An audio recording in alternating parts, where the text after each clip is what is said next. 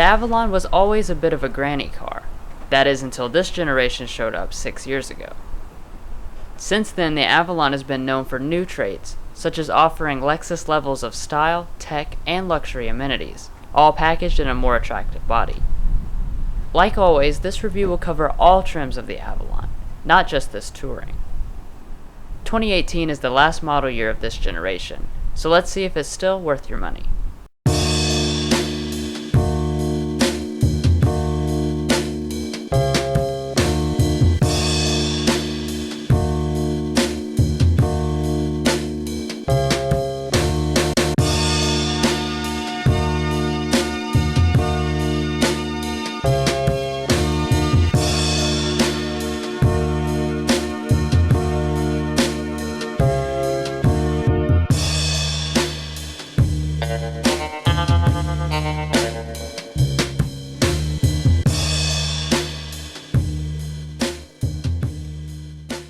We would like to specially thank Toyota on Nicholasville for allowing us to come out and film this review.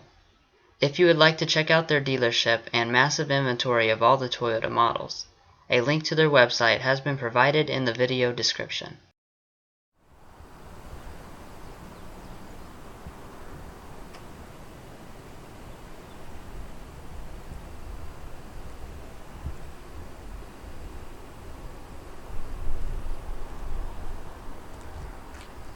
Every Avalon comes standard with Toyota's smart entry system and this fob. We don't get the newer key from the Camry.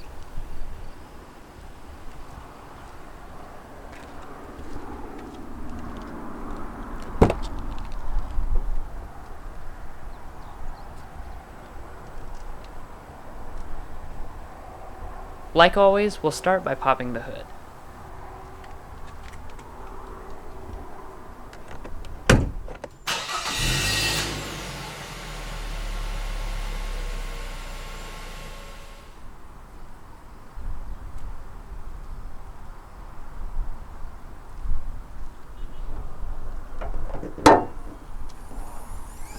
Under the hood, you'll continue to find Toyota's signature 3.5-liter V6 engine, producing 268 horsepower and 248 pound-feet of torque. This powers the majority of models, but you can still choose a hybrid powertrain instead. That model has a 2.5-liter i4 paired with an electric motor and a nickel hydride battery. Together that produces 200 horsepower. Front-wheel drive continues to be the only option, and the transmissions are either a 6-speed automatic or a CVT for the hybrid. With the V6, fuel economy is fairly good, at 21 city, 30 highway, 24 combined. But if you really care about MPGs, the hybrid is the way to go, with a rating of 40 city, 39 highway, 40 combined. That is definitely the best rating in the class. Anyways, now let's move on to the exterior design and features.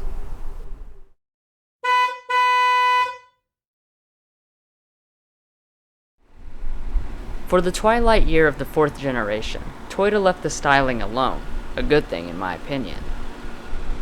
That means we still get the giant 2-piece grille dominating the front. The new Camry's grille actually looks a lot like this. The odd headlight situation also continues. These are fully LED headlights with a really nice looking design, but only this Touring trim gets them. The more expensive Limited actually gets HID headlights, and the XLEs only have halogens. At the bottom you have a separated turn signal.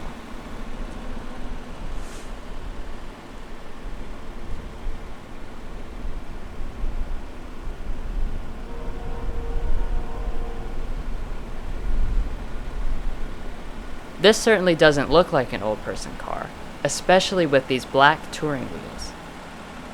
They are 18 inches, which is the same size as what the Limited has, but that model has a more subdued super chrome finish. Every other trim comes with 17-inch dark gray painted alloys.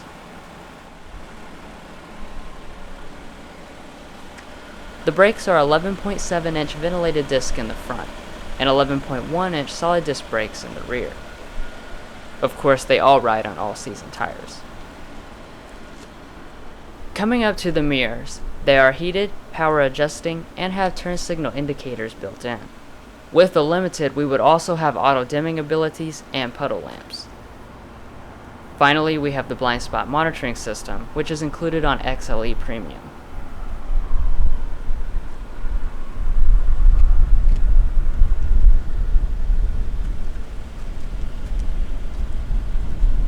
The Avalon measures in at 195.3 inches long, which is several inches longer than the Nissan Maxima, or a few inches shorter than the Buick LaCrosse.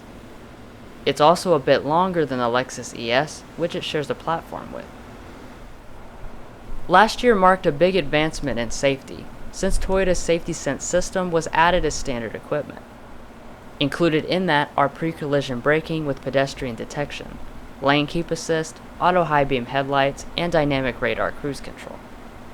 All this factors in to give the Avalon the highest rating of a Top Safety Pick Plus 2017.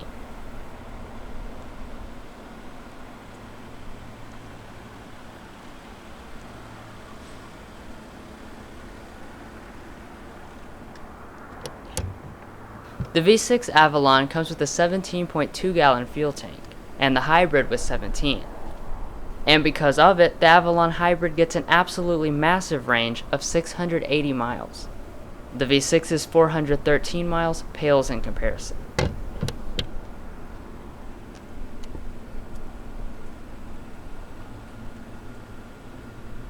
Honestly, to my eye, this has always been more attractive than the Lexus ES.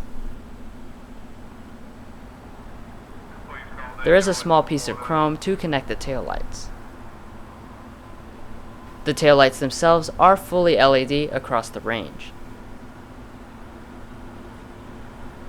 On every gas-powered Avalon, you'll find these dual exhausts, but on the hybrid they'll be hidden.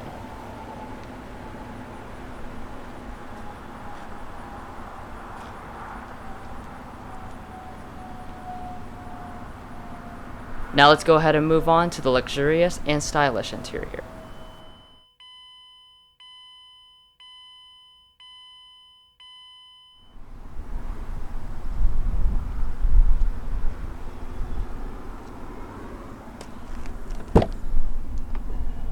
The design of the interior hasn't changed much since its introduction. It is still available in 3 colors: this almond, black, or light gray. Every trim does have leather seating, though the Limited has what they vaguely call premium perforated leather. When you choose this almond interior, you get this rich-looking door trim made of 2 different leather colors. The leather extends over almost everything. You do get 2-person memory functions for the XLE Premium and up. All 4 windows are fully automatic.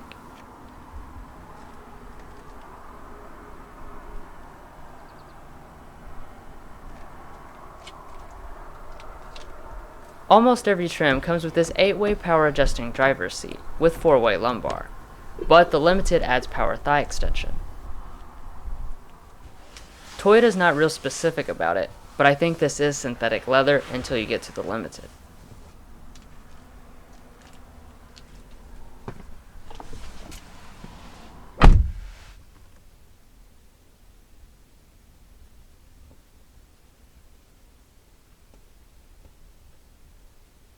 Now, I've always been impressed by the overall look of the interior, and in my opinion, it's aged very gracefully. The material selection still stands out after all these years. Every part of the upper dash is made of soft-touch plastic with stitching. However, more eye-catching is this giant leather piece. Below that is some decent-looking faux wood trim.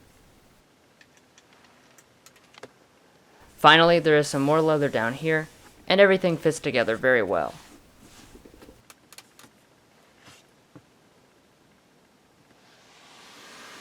Push-button start is standard. This 7-inch display is also standard on every trim.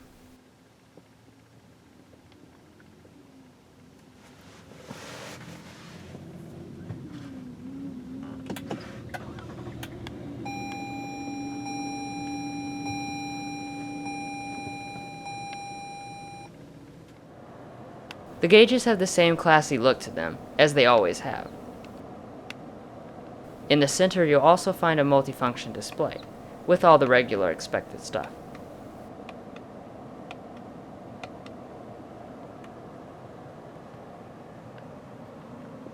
Every Avalon has electric power steering, and they all also get this leather-wrapped wheel. There are a bunch of buttons on this side, and several more, including the safety systems on the other. The stock doesn't look different, but this is adaptive cruise.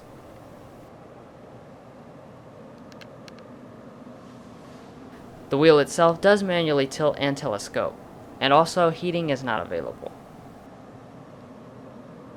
As far as storage goes, it's on par with other big sedans.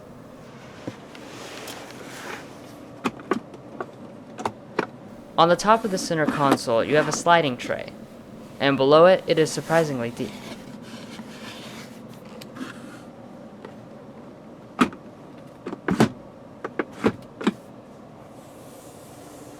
If you choose the XLE Premium or above, the lid of this cubby will double as a Qi wireless charging pad.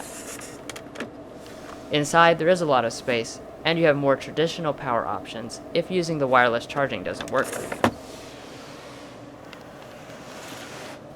The Avalon still has the traditional gated shifter. When you press over to the left, you can shift manually here. Or you could also use these standard paddle shifters.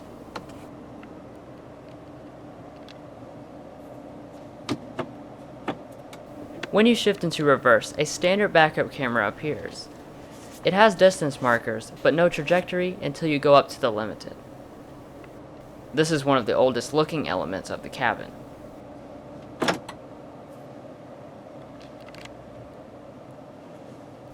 In the space behind the shifter, you have your 3 buttons for the drive modes.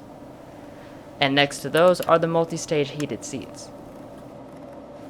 They are standard across the board, but you'll have to upgrade to the limited to get seat ventilation. As for ventilating the rest of the cabin, the Avalon continues with its unique climate controls. As you can see, most of these buttons are touch capacitive, except for a couple of them around the screen.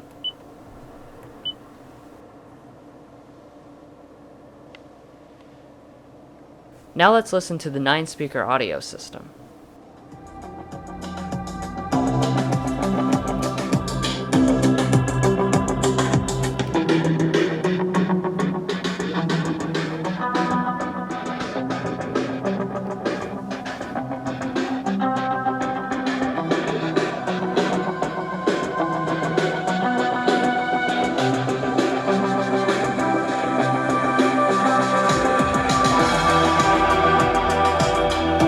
Sound quality is pretty good, but if you really care, get the JBL.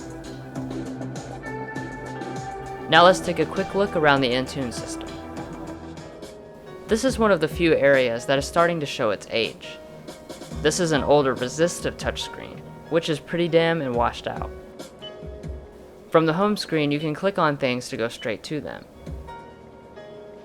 Sources let you see all the other options, including FM, AM, XM, CD, USB, aux, and Bluetooth. Apps is basically where all the other stuff lives. On XLE Premium and above, integrated navigation is included. The other trims get connected navigation. Inside the phone, you'll find a list of your synced contacts. But on the topic of phone, Android Auto and Apple CarPlay are not supported. That's all I'll cover here, but for a more extensive look at all of Entune's features, check out our dedicated tech help video. A link is provided in the description. All but the very base Avalon get this auto-dimming rearview mirror with a compass and HomeLink universal remotes. Another thing all but the base model gets is this power tilt and slide moonroof. There is no panoramic option, like on the new Camry.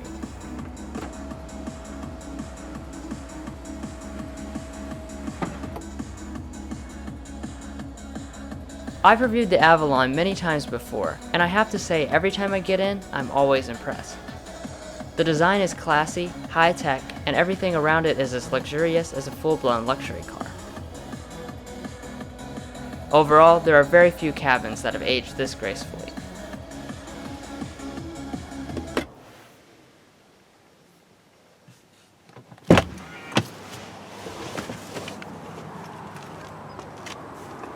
Now let's check out the rest of the Avalon.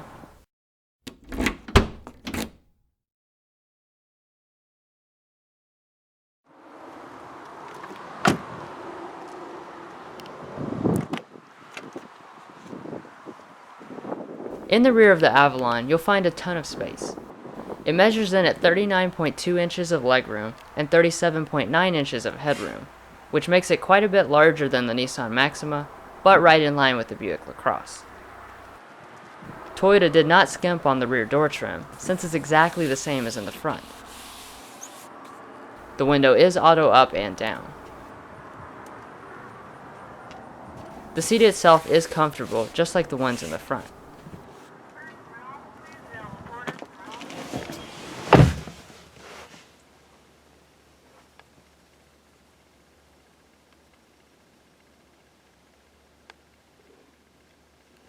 All models have these vents in the back, but you'll have to get the Limited to get the individual controls. It would also add seat heating. And then down here you have a 12-volt outlet. So here's what 39 inches of legroom looks like, sitting behind myself. This exceeds most cars on the road today. With the passenger seat all the way back, there is still plenty of space for normal-sized people.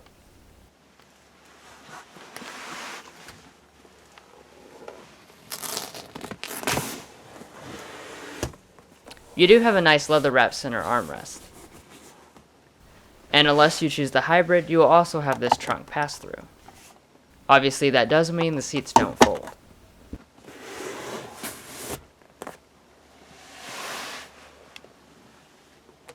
Up top you have rear lighting, and the headliner is pretty soft.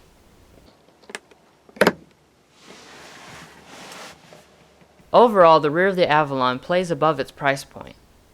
The amount of space reminds me of the Lexus LS, and if you go for the Limited, the features would as well.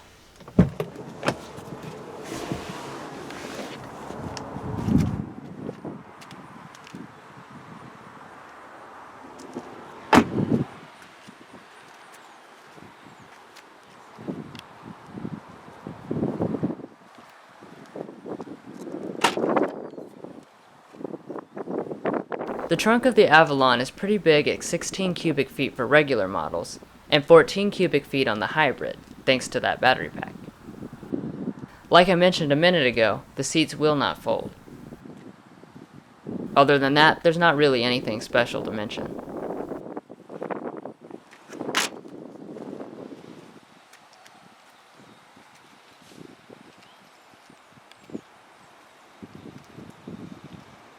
Pricing will be at the end of the video.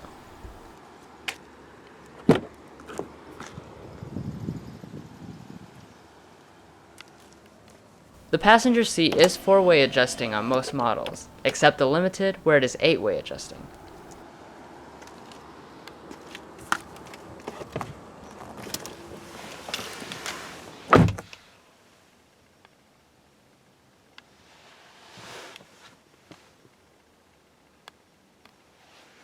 I like how the heated seats have a lot of stages.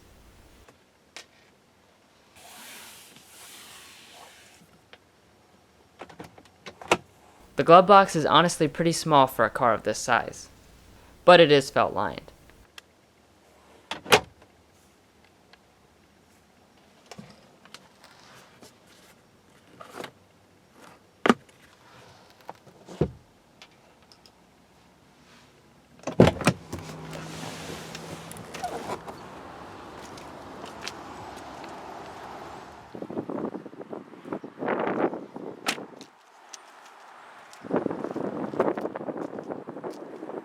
Well guys, that does it for our review of the 2018 Toyota Avalon Touring.